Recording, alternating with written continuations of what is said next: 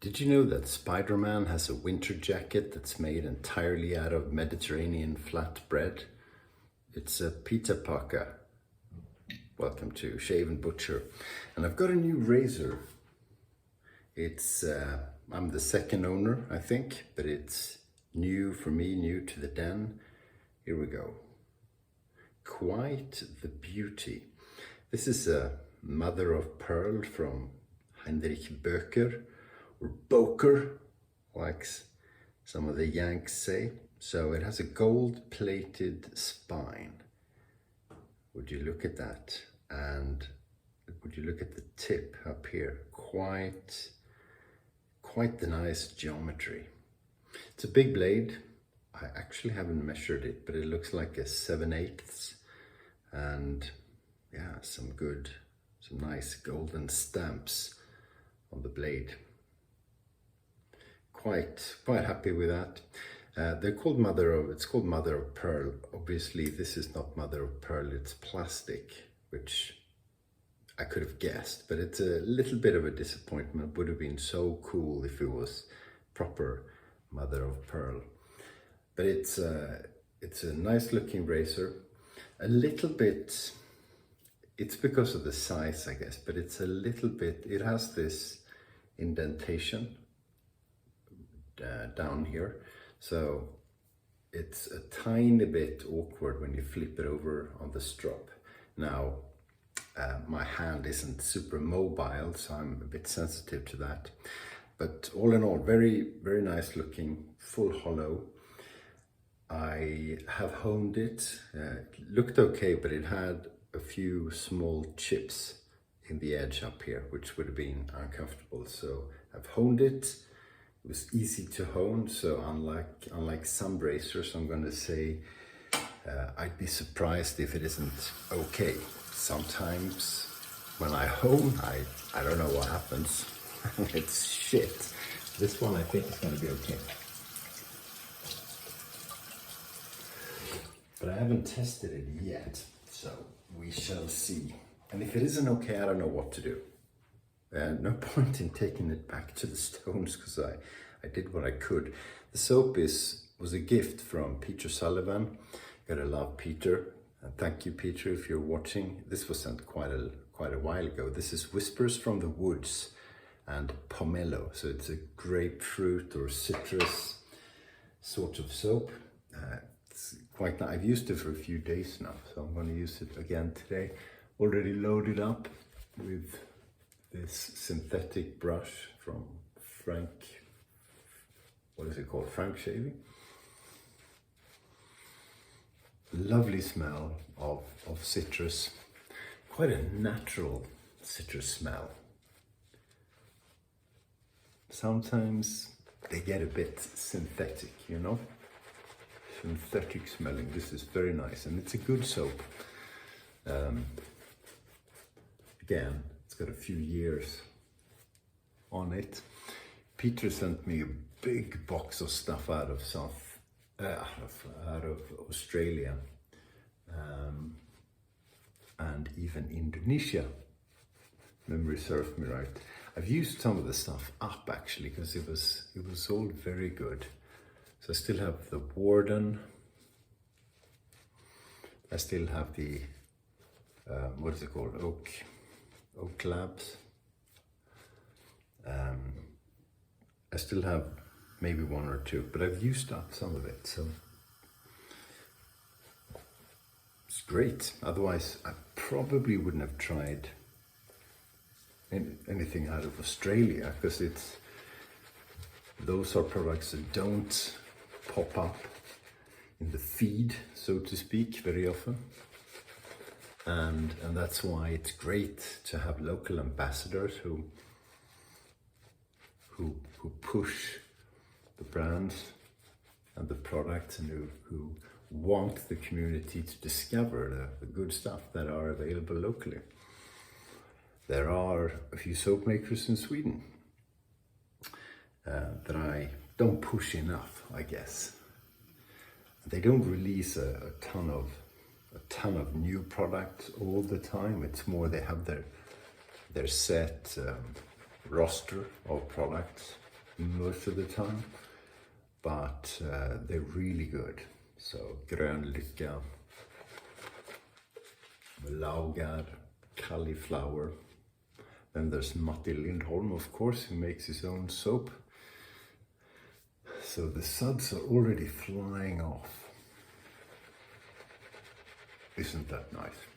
It's Saturday, so what are you up for the weekend? What are you gonna do? God, I'm making a mess. I haven't decided exactly what I'm doing. I'm emptying a storage space I'm renting because I'm tired of paying rent.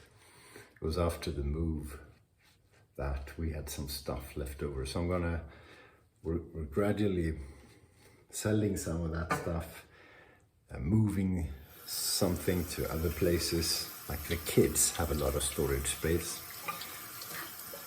We deliberately have very, very little space to put stuff, you know, stuff that could be good to have, but that you don't desperately need. So, yeah, we kept a good discipline, but I'm doing that, and I'm prepping to put some teak oil on the teak doors outside the house. So it's a bit cold yet, and it's raining. So, but I'll be sanding them to be ready. Okay, here we go. Rock and roll. Mother of pearl.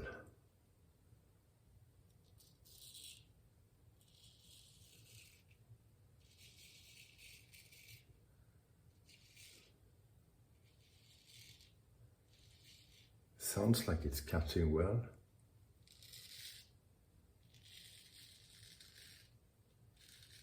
Feels all right. It's a loud razor. Can you hear?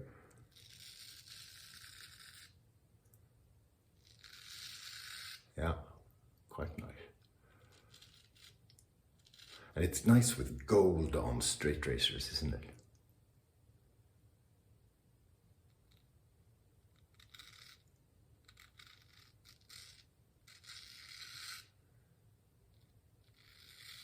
Yeah. Seems to be doing okay. Always interesting to try a new razor. The geometry on this one is sort of new. It's quite wide, so I think it's 7/8, or it's a trick of the eye because it's quite short. At least the edge is quite short, which suits me fine. You can work with much less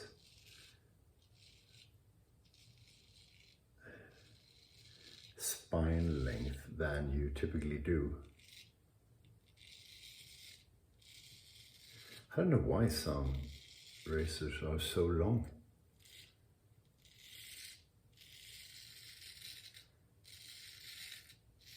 Except for appearance, I guess.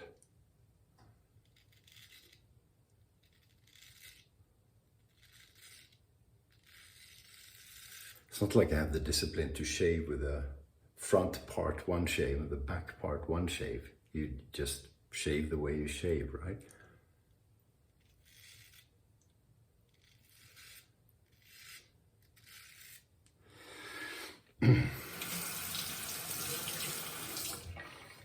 But yeah, I'll be doing that, and I've got a lot of stuff to do that.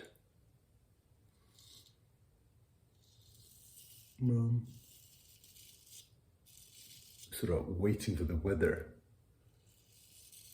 to get better. I've got a lot of bushes to trim. Well, actually hedges. I think I could do it now. I'm gonna cut quite a bit of the hedge, one of the hedges off with a chainsaw. So I'm looking forward to that. Don't get to use a chainsaw very often. And you can't do it too early, because then if there's heavy frost, you could damage them. Okay, first pass seemed okay. It's not weird or uncomfortable to maneuver around the face when you shave.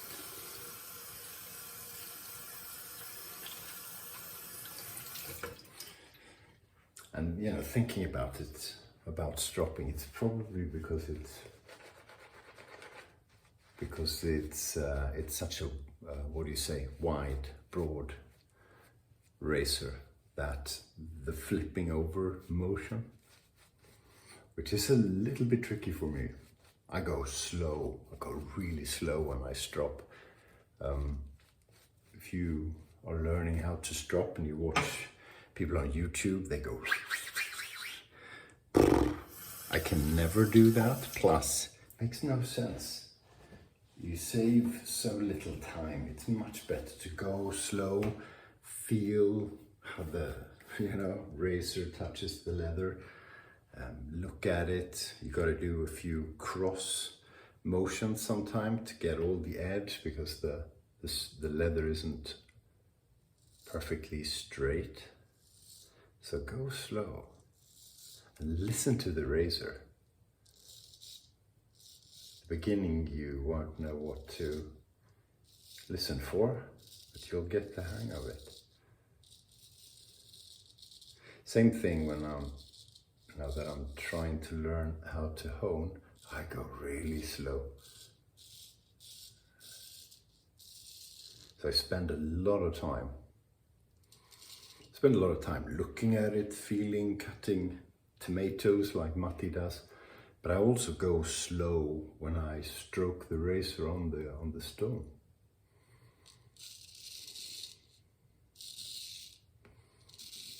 Because it's not like I'm in a hurry. And if you're in a hurry, don't hone razors or shave with a straight, for that matter. Oh, I sold a razor, I think I told you. I sold a razor on the Swedish equivalent of eBay, and I wrote a note to the guy. Did I tell you? I can't remember who I tell what to. I said, congratulations, this is a nice razor, and he picked it up for very little money. I said, if you don't mind, could you email me about what you thought of the home job? And he did, and he said, yeah, it was fine.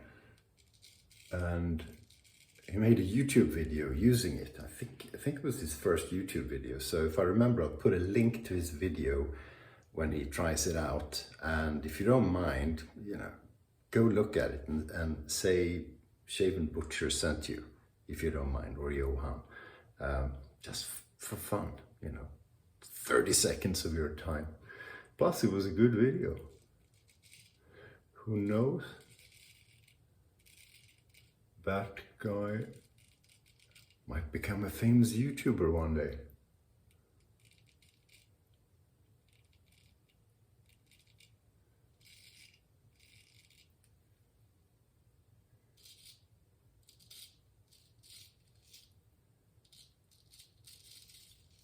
He had the chatter on this one, listen.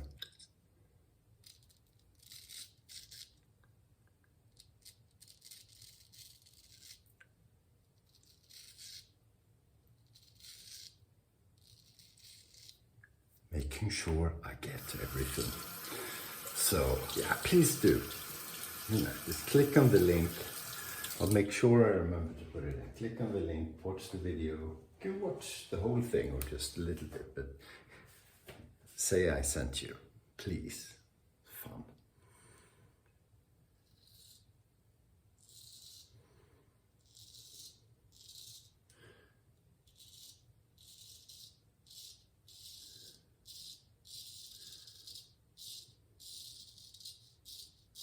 This is a very comfortable shave.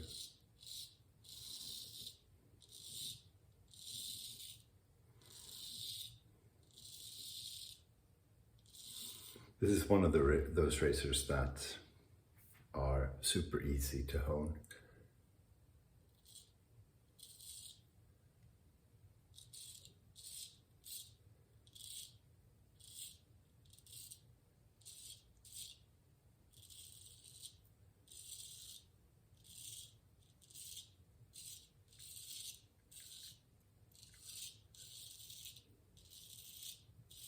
And I was happy that I could tell, you know. I looked at it, it looked fine apart from those chips.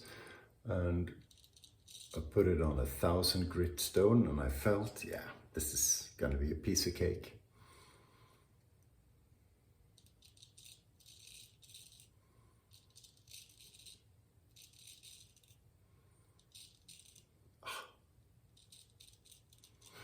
I cut myself here the other day. I don't want to open that up.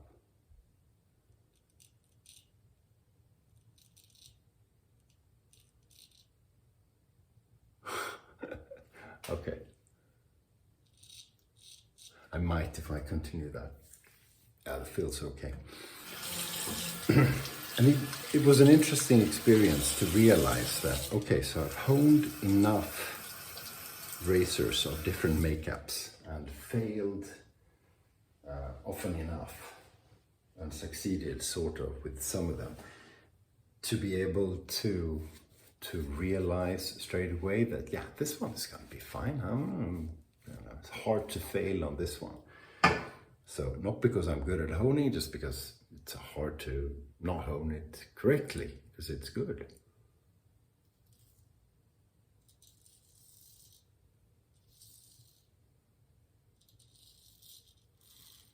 And we'll see what the end result is.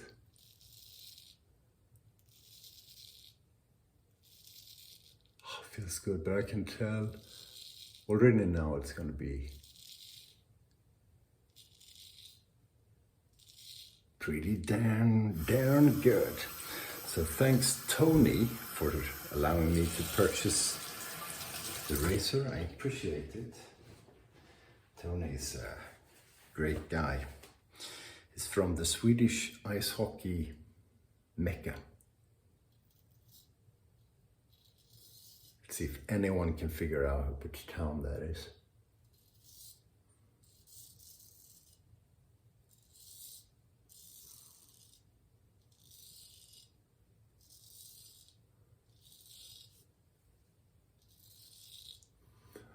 This face must look good on video.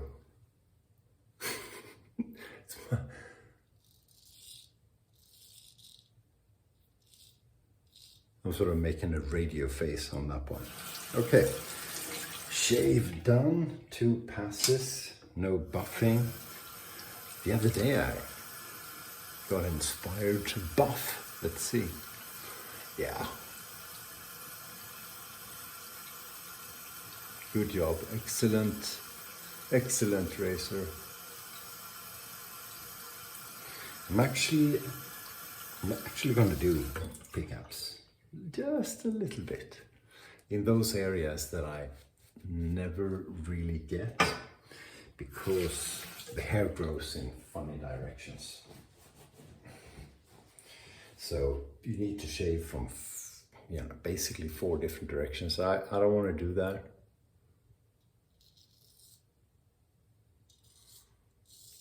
Because that would require learning something new.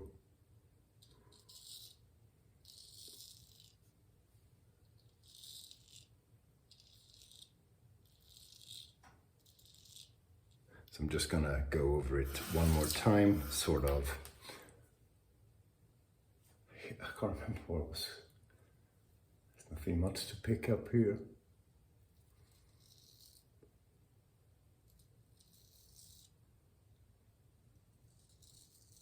Okay, that's a slightly altered angle. That was brilliant. Very happy.